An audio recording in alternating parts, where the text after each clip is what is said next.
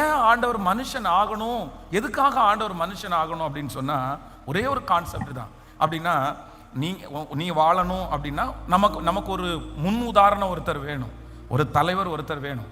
இப்போ ஆண்டவர் வாழாம, ஆண்டவர் நம்ம கடந்து போகிற சில பாதைகளை கடந்து போகாம நமக்கு ஆண்டவர் சொல்லவே முடியாது. அதனால தான் ஆண்டவர் என்ன சொல்றாருன்னா, நானே. ஸோ ஆண்டவரே இந்த பாதைகளை ஆண்டவர் கடந்து வந்ததற்கு காரணம் என்ன அப்படின்னு சொன்னா, நீயும் இந்த காரியத்தை கடந்து வர முடியும் என்று உணர்த்துகிறதற்காகவும், நான் உனக்கு முன்னாடி இதை கொண்டு போய் வச்சுட்டு தான்ப்பா போறேன் அப்படின்னு நமக்கு கற்றுக் கொடுத்துருக்கிறார். அப்போ அவருடைய வாழ்க்கையில இந்த கடைசி இந்த 1 வீக், ஒருவேளை ஆண்டவராகிய இயேசு கிறிஸ்து இருந்த அந்த டைமில் நம்ம இருந்திருந்தோம் அப்படின்னு சொன்னால், இப்போ அவருடைய அந்த வாழ்க்கையினுடைய, அந்த உலக வாழ்க்கையினுடைய அந்த கடைசி 1 வீக் இப்போதான், அந்த ஒரு வாரம். ஸோ அந்த ஒரு வாரத்தில் அவர் நிறைய காரியத்தை அவர் சிலுவையில் கற்றுக் கொடுத்தார்.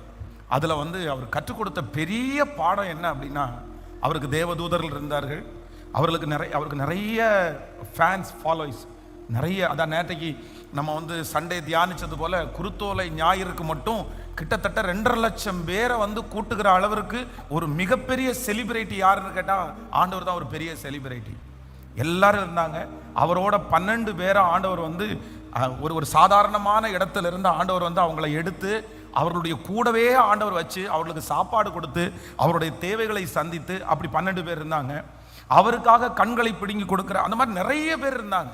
ஆனால் நிறைய பேர் இருந்தும் இந்த சிலுவைக்கு ஆண்டவர் இந்த கடைசி வாரம் கடந்து போகும்போது எப்படி தான் கடந்து போனார் அப்படின்னு சொன்னால், என் தேவனே ஏன் என்னை கைவிட்டீர் அப்படின்னா, இந்த தனிமேன்ற ஒரு பாதையை ஆண்டவர் அந்த இடத்துல கர்த்தர் ஜெயிக்கிறார். இத்தனை பேர் இருக்கும்போது அவருக்காக என்னென்னமோ செய்வோம் அப்படின்னு சொன்னாங்களே, அதான் எருசலேம் குமாரத்திகள் அழும்போது ஆண்டவர் சொல்கிறார், நீங்கள் எனக்காக அழாமல் உங்களுக்காகவும் உங்கள் பிள்ளைகளுக்காகவும் அழுங்கள் அப்படின்னு சொல்லி. அவர் சிலுவையை சுமக்கும் போது ஓடி ஒருத்தரால் எனக்கு கொடுங்க ஆண்டவரே, நான் கொஞ்சம் தூரம் சுமந்து கொண்டு வர்றேன் அப்படின்னு யாருமே சொல்றதுக்கு ஆள் இல்லை. அங்க போன ஒருத்தனை வலுக்கட்டாயமா பிடிச்சி கொஞ்ச தூரம் நீ ஒரு பக்கம் சுமந்திருப்பா அப்படின்னு தான் சொன்னாங்களே தவிர, அவருக்கு யாரும் அத்தனை பேர் இருந்தும் யாரும் இல்லாத ஒரு தனிமையான ஒரு சூழ்நிலையில ஆண்டவர் கடந்து போனார். அப்போ ஆண்டவர் நமக்கு கற்றுக் கொடுக்குற ஒரு பெரிய பாடம் என்ன அப்படின்னு சொன்னா, நம்ம நிறைய பேர் நம்மோட ஆட்கள் இருக்கணும், நமக்கு ஆட்கள் தேவை, நம்ம ஆட்களோட பழகணும், நம்ம கூப்பிட்டா ஒரு 1000 பேர் வரட்டும். இது எல்லாம் இருந்தாலும் ஒரு தேவனுடைய பிள்ளை எப்போ முழுமை அடைகிறாங்கன்னா, நீங்க எப்போ தனிமையை நீங்க ஜெயிக்கிறீர்களோ அப்பதான் நீங்க முழுமை அடைகிறீர்கள்.